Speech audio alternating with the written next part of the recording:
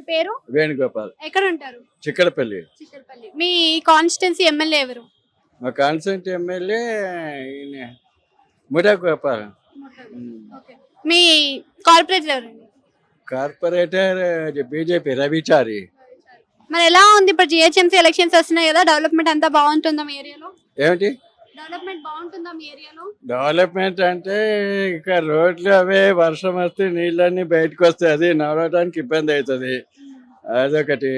ఈ తర్వాత ఇంకోటి ఏంటంటే కొంచెం ఈ చెట్లను కొట్టేసి అవి ఆ కొమ్మలని అక్కడ వేస్తూ ఉంటారు.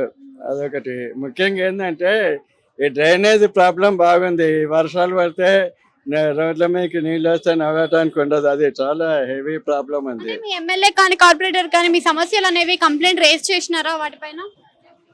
చేసాము, ఏ టైం పడుతూ ఉంటుంది, ఇంకా ఎంత టైం పడుతుందండి? ఏమో చెప్పలేము కదా, మనం చేసేంత వరకు ఉంటుంది. గవర్నమెంట్ వ్యవహారం కదా, 2 రోజులు అయిన దగ్గర ఇంక రోజులు వెనుకోవచ్చు.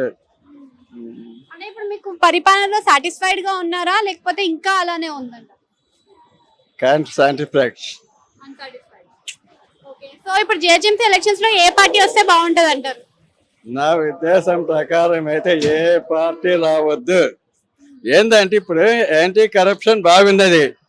ఈ యాంటీ కరప్షన్ బాగున్నప్పుడు ఏంటంటే సామాన్య ప్రజలు చాలా చితికిపోతున్నారు. ఇంకోటి ఏంటంటే ఇప్పుడు నైతిక విలువలు అనేటివి లేవు, మారల్ వాల్యూస్ లేవు. ఏ పార్టీ చూసుకున్నా అంతే ఉంది. మొత్తానికి ఏంటంటే నా అభిప్రాయం ఏంటంటే ఈ సమయంలో ఈ సిచ్యువేషన్లో డెమోక్రసీ అంత బాగా నడుస్తలేదు.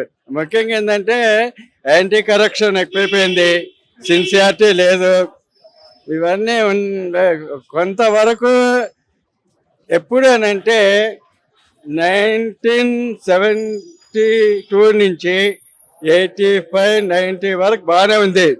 92 నుంచి యాంటీ కరప్షన్ ఎక్కువైపోయింది, పేపర్ లీకేజ్ ఎక్కువైపోయింది. ముఖ్యంగా స్టూడెంట్స్ చాలా లాస్ అయిపోతున్నారు. అది ఏంటంటే ఇప్పుడు కష్టపడుతున్నారు, కష్టపడేవారు కష్టపడుతున్నారు, కానీ అడ్డదారులు వచ్చే వాళ్ళు చాలా అందలం ఎక్కుతున్నారు, అనర్హతమైన పదవిలో ఉన్నారు. తద్మూలకంగా ఏంటంటే ఇప్పుడు పరిపాలన అనేది ఒకే రంగాలుగా మనం చూసేది, అనేక రంగాలు చూస్తాం. విద్యారంగం, వ్యాపార రంగం, పరిశ్రమలు, రవాణా, ఆహారం. సో కొంతవరకు రేషన్ సరఫరా బాగుంది. తర్వాత వాటర్ ప్రాబ్లం లేదు. వాటర్ ప్రాబ్లం ఒకటి మనకి కొంచెం ఏంటంటే డ్రైనేజీ రోడ్ల మీద ఉంది. ఏంటంటే ఇప్పుడు ఎడ్యుకేషన్ వాల్యూస్ పెరుగుతున్నాయి.